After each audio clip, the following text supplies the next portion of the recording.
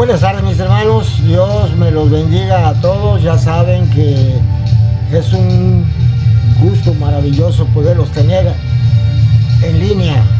Vamos a empezar hoy otro tema, el libro de Judas, un libro maravilloso, ¿verdad? Vamos a leer los dos versículos.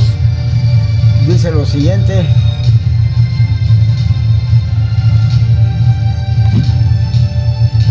dice Judas, siervo de Jesucristo y hermano de Jacob, a los llamados, santificados en Dios Padre y guardados en Jesucristo.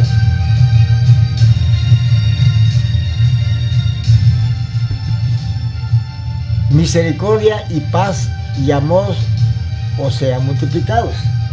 Este libro de Judas es un libro que es una carta a los expatriados, ¿verdad? Este es Judas Tadeo, no es Judas Iscariote, son dos personas diferentes. Y dice,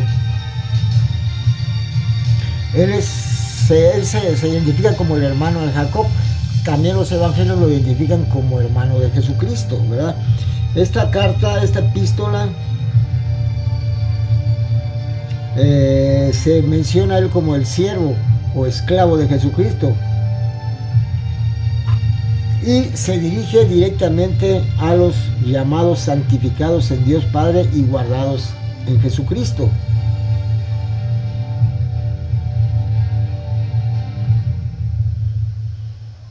Dice acá, por ejemplo, esta epístola da 3 ejemplos para mostrar cómo la apostasía había sido castigada en el pasado. Por ejemplo, número 1, algunos de los que habían sido salvados de Egipto, o sea, todos los esclavos, los hebreos que fueron rescatados de Egipto, dice, fueron sin embargo destruidos. ¿Por qué? Porque ellos se mantuvieron al margen de la promesa que Dios les había hecho. Luego, 2, los ángeles caídos son mantenidos en cadenas eternas para el juicio. Estos ángeles que no guardaron su dignidad, sino que metieron la patota, ¿sí? 3, tenemos a Sodoma y Gomorra. Sodoma y Gomorra están bajo el juicio justo de Dios, ¿verdad? Después, los injuriadores son avergonzados con el ejemplo de la conducta del arcángel Miguel, que cuando estaba de derecho luchando con Satanás por el cuerpo de Moisés, no le maldijo. Dice acá, se mencionan 3 estadios de apartamiento del camino de la verdad, con un ay.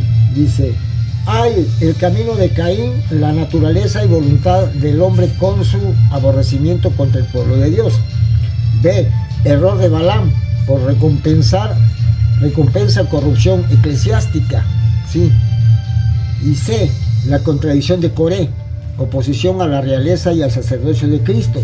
Los tales están doblemente muertos por naturaleza y apostasía, y están reservados para las tinieblas eternas. Dice, el motivo de estas exhortaciones fue la exclusión de la herejía. La intención es sacar la herejía, de la herejía con las tendencias inmorales y peligrosas, por lo que los lectores de Judas podían hallarse en peligro. Es posible que se tratara de una falsa doctrina análoga al gnosticismo naciente, refutado por las epístolas pastorales y por el Apocalipsis, ¿sí? Esta epístola de Judas pone en guardia a los creyentes contra los diversos tipos de errores básicos anteriormente mencionados. Judas exhorta a los cristianos a perseverar en la fe y les ha sido dada de una vez por todas. Los exhorta a resistir a aquellos que, fingiendo ser creyentes, en realidad han dejado al Señor. Después de la indicación de los destinatarios, el autor indica el tema de la epístola, indicando después el castigo que habrían de sufrir los falsos doctores.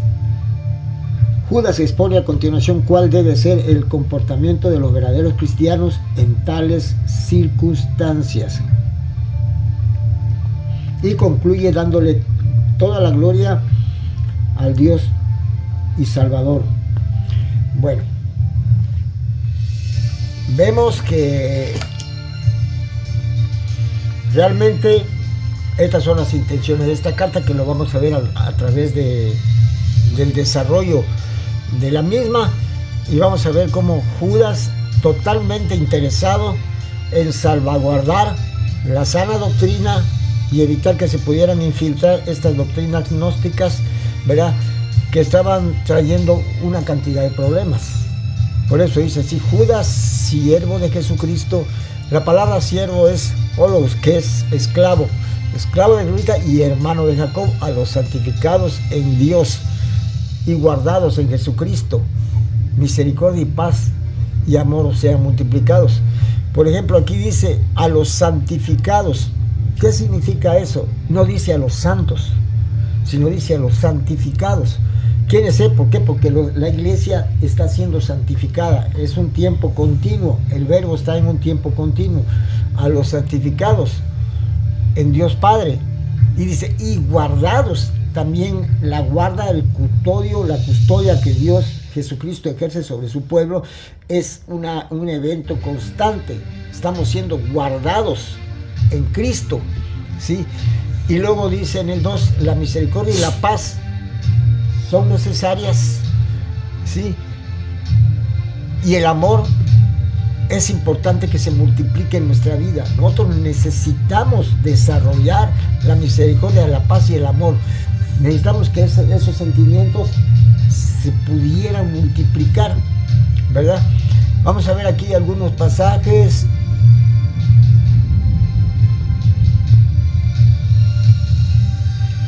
Dice acá en Mateo 10:03, Felipe, Bartolomé, Tomás, Mateo, el publicano, Jacobo, hijo de Alfeo, Labeo, por sobrenombre Tadeo. Entonces también a Judas se le llamaba Lebeo, ese es el nombre de Tadeo, es Judas.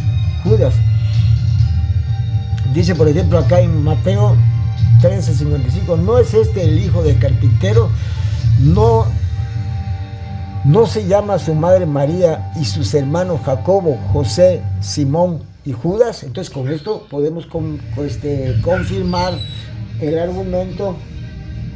Podemos confirmar el argumento de que Judas era hermano del maestro, ¿verdad?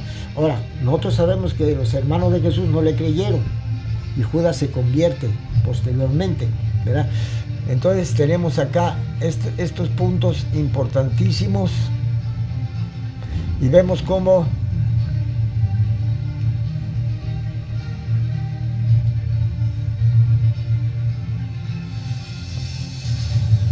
dice acá en Lucas 6, Judas, hermano de Jacobo, y Judas Iscariote, son dos personas que estaban metidos allá.